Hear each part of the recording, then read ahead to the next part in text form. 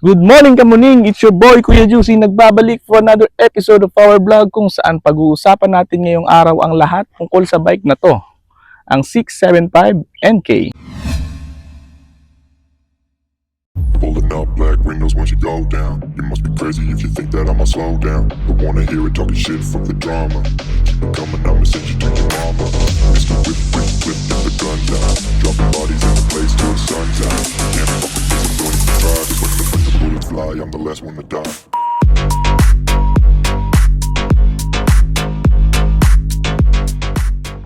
Powered by a 675cc liquid-cooled dual overhead cams, 4-stroke, 12 valves, inline 3-cylinder engine. Kung nakikita nyo, tatlo yung header na may lakas sa 94 horsepower at 11,000 RPM at 68 Newton meters of torque at 8,250 RPM.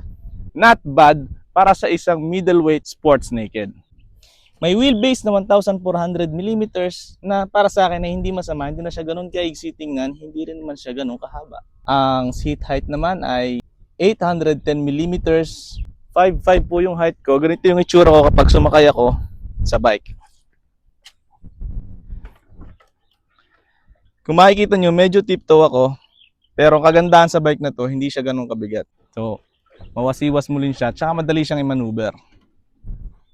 For the chassis, gumagamit ng steel tubular frame na mabigat for a bike. Pero para sa akin, sa curb weight niya na 189 kilograms, it's not bad, no? Dito sa likod ay gumagamit ng aluminum alloy twin swing arm. Kung saan kung makikita nyo, meron siyang provision ng spools dito sa ibaba. Doon naman sa suspension niya sa likod, gumagamit siya ng monoshock na adjustable ang preload and rebound. Hindi nga lang tayo sigurado kung anong brand yung ginamit nila rito. Pero based naman sa experience ko dun sa bike, hindi naman siya matigtig or hindi naman siya ganun kalambot. Nandun lang din sa swax. Pwede mo naman siyang i-adjust dito kaso mechanical nga lang. For the rear brake, gumagamit ng 240mm single disc na sliding calipers. Wala nga lang din brand tayo na makikita dun sa calipers. But based din dun sa performance naman ng brakes niya sa likod, prove naman si Kuya Juicy dyan. Sa likod na gulong ay gumagamit ng 17 inches na aluminum alloy na may stock tire size na 180 by 55. So CST yung brand na ginamit ni CF Moto para sa 675 NK. Let's go up front. Gumagamit ng 41mm KYB upside down fork na fully adjustable. And pwede mo ma-adjust yung suspension mo sa harap dito sa part na to. Pagdating naman sa brake sa harap, gumagamit ng J1 300mm 4-piston caliper na meron tayong special feature dun sa ilalim na kay CF Moto mo lang makikita, which is yung brake cooling. Meron siya scoop ng hangin sa ilalim para palamigin yung mga disc natin. Gulong sa harap, gumagamit na 17 inches aluminum alloy rims na may tire size na 120 by 70. So CSD rin po yung ginamit na brand and tubeless na po harap and likod. And naka dual channel ABS na rin po itong bike na to. Dito naman tayo sa taas ng bike. Yung fuel tank capacity is 15 liters, not bad for a middleweight. Nothing fancy naman dun sa susi. Kasi gumagamit lang naman tayo ng conventional na susi rito. Up front, makikita natin yung 5-inch TFT display niya. Buhayin natin para makita natin yung display. Ayan, so medyo mainit lang yung panahon, hindi natin makita na maayos. Ayan. To which makikita mo yung mga basic needs mo habang nagmamotor ka. Sa left handlebar ng bike, makikita natin yung passing light, tsaka high beam niya. Tapos yung traction control, pwede mong palitan dito. Yung navigation naman natin dito para sa screen or sa display natin. So back, set, up, and down. Yung signal lights nandito rin, left and right. Premium naman yung feeling. And yung busina. Medyo cute lang yung busina natin. Ngayon, to the right handlebar, makikita natin yung talagyan ng brake fluid natin, which is gustong gusto ko itong part nito para siyang pang sports bike. Diba? Hazard switch, kill switch, and ignition switch. Tapos, sa ilalim naman makikita mo yung function button kung saan dito mo lang kukontrolin kapag nakakonect ka na dun sa phone or nakakonect ka na sa app ni CF Moto. Ayan. Adjustable din yung clutch and brake lever natin para ma-adjust mo siya sa prefer level na gusto mo. Sa seat naman, gumamit si CF Moto na medyo manipis na cushion dito sa main seat niya. Bale, 2-piece yung seat. Isa sa pillion, isa naman itong para sa main seat.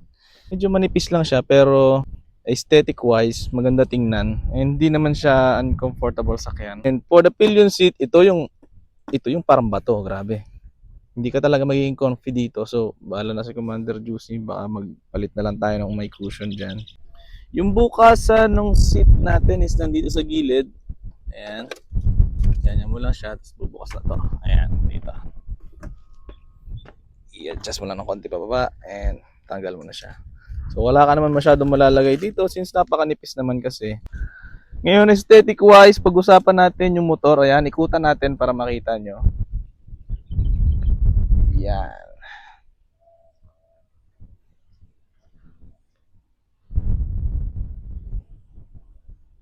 Ngayon, aesthetic at aesthetic na lang din yung pinag-uusapan natin. Tingnan nyo to, guys. Pag binuhay ko yung motor, yun. Yun yung tinatawag nating animated LED headlights ni CF Moto. Tingnan naman natin kung paano yung sa likod niya. Ayun, simple lang din. Para siyang si Cyclops, no? Nakita mo. Bagang. Anyway guys, pag-usapan naman natin yung features ng bike. Traction control. Ayan, pwede mo siyang i-on. And meron siyang dalawang level.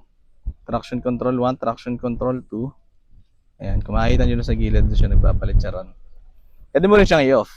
Ayan, i-hold mo siya para ma-off. Hold mo itong button na to. So sa ngayon, lagay lang natin siya sa traction 2. Ayan. The left side of the bike naman makikita natin yung quick shifter dito. Ayan. So FYI lang, si 675NK po is naka quick shifter pero upshift lang. Wala siyang auto blip. Sa left side rin ng motor makikita natin yung coolant reservoir natin. So nandyan yung levels niya, max and minimum. Ayan. For the signal lights naman gumagamit tayo ng LED turning light. So sturdy na rin siya, hindi siya ganun kaalog kung mapapansin nyo. Same din dito sa likod, naka LED turning lights na rin tayo. Nga lang kasama na siya rito sa loob ng taillight. Ayan. Si Cyclops. Nandito sa gilid. Pag-usapan naman natin yung headers and pipe niya. So kung makikita nyo, inline 3. Ayan, nakahanay ng ganyan yung orientation ng mga headers niya. Papunta rito sa baba hanggang doon sa pipe. Meron siyang heat guard dito, or I don't know kung heat guard pa ba to or parang ginawa na nilang flarings for aesthetic. Para kadugsong niya itong kakaibang pipe niya rito. Yan yung itsura ng pipe niya. Parang may honeycomb texture dito sa dulo ng pipe. So FYI lang din guys, si 675NK is hindi naka ride by wire. Naka conventional cable throttle po siya. Ito po yung cables niya here. Pero para sa akin, responsive naman yung cable throttle niya. Or yung kada piga mo, binibigay niya naman kaagad sa'yo yung hinihingi mo na power galing sa motor. Now, pag-usapan naman natin yung aesthetic ni 675NK. So, gumagamit nga siya ng animated na LED headlights. Ayan, nandyan sa harap. Dito sa baba naman, makikita mo yung mga fenders niya. Ayan, medyo matalim, medyo maigsi. Tapos itong kwelyo na naging parang trademark ni NK. So, si 450, may ganito rin siya. Ayan, matulis na gilid. Na merong 675NK na logo rito sa gilid. Yung CF Moto na logo rito is embossed. Yan, so hindi siya sticker, hindi mo siya matatanggal. Quality na tank caps. At the back, makikita mo yung aesthetic na LED taillights niya. Makikita mo rin sa likod yung pinaka-scoops niya sa gilid na isa sa mga pinaka nagustuhan ko na may logo ng NK dito sa gilid. Yan, butas siya para siyang panigale. Yan. Ganyan yung itsura niya sa likod. Now it's time for sound check.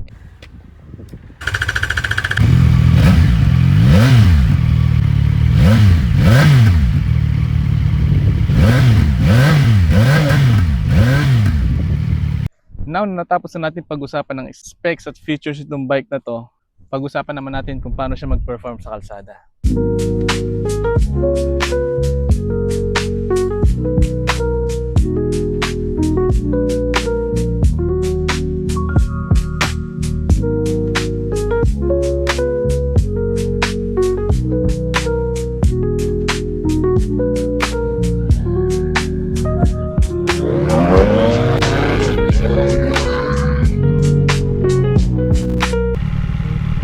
So pag-usapan naman natin guys kung paano mag-perform yung 675 NK sa kalsada.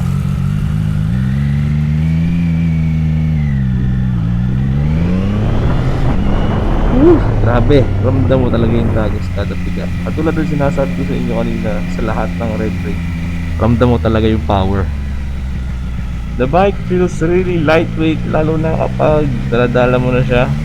Ayan, so kita mo naman kung gaano ka-nimble.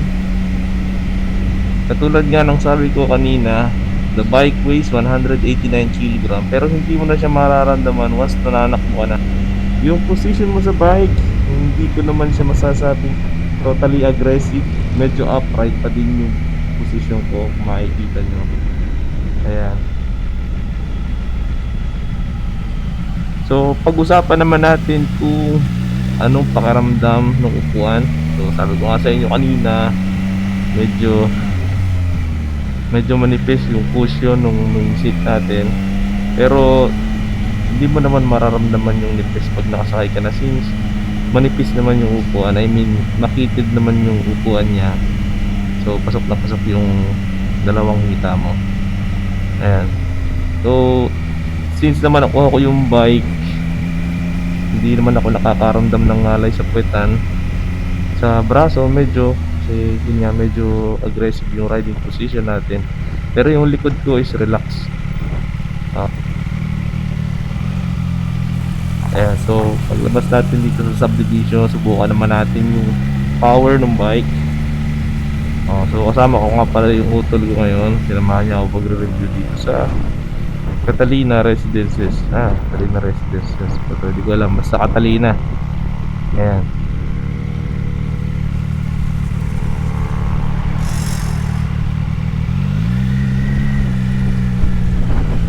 Okay, so subukan natin yung power nitong 675 NK sa straight.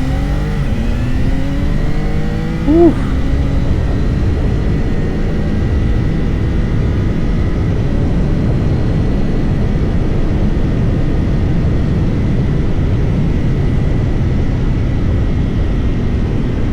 Yun guys, so this bike can go up to 100 km/h in just 3 seconds. Hindi ko lang siya nakuha ngayon kasi hindi ko pa pwede tigain ng gusto ito ating throttle, since nasa braking period pa lang tayo. Pero on paper sabi nila 0 to 100 3 seconds lang, and I can actually feel it. Medyo malakas talaga itong bike na to. So guys, pagpasensyahan nyo nga pala kung hindi pa tayo makapag long rides sa ngayon. Sinintay pa din natin yung papers itong bike ko, and hindi pa tayo makalayo since napakarami pang mga mahuli dyan. LTO, HPG, name it, alam niya yan. So dito lang tayo around sa area namin, alam natin na walang manghuli. Ayan, so liligo na yung brother ko doon sa kabila. Dito yun ako sa kabila. So tulad nga sabi ko kanina, hindi pa tayo makapag long ride kasi hinihintay pa natin yung papel ng motor, saka kinukumpleto pa natin yung riding gears natin. Hintay pa tayo mga orders online. Ayan. So habang hindi pa tayo makapag-ride ng malayo, review lang muna tayo ng mga bagay-bagay para at least may mga content tayo. Pero banda-banda dyan guys, hayaan nyo makapag long ride din tayo. Anyway, mabalik tayo sa bike. So 94 horsepower para sa isang middleweight naked. Actually pwede makipagsabayan tong bike na to dun sa mga middleweight sport, dun sa mga bagong generation na middleweight sports bike, no? Tulad ng mga Daytona 660, CBR 650R.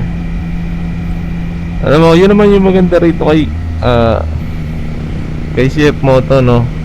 So yung sports version niya kapareho ng naked version niya. So walang binago sa configuration ng engine, same power output. Actually, I think this bike performs better kasi mas magaan to. Actually, kinonsider ko din yung SR na bilhin. Yun nga lang iniisip ko in a long run, kapag nandun na tayo sa mga long rides, baka pagsisihan ko, no? Kasi yung magiging content natin is all about destinations, syempre reviews and destination.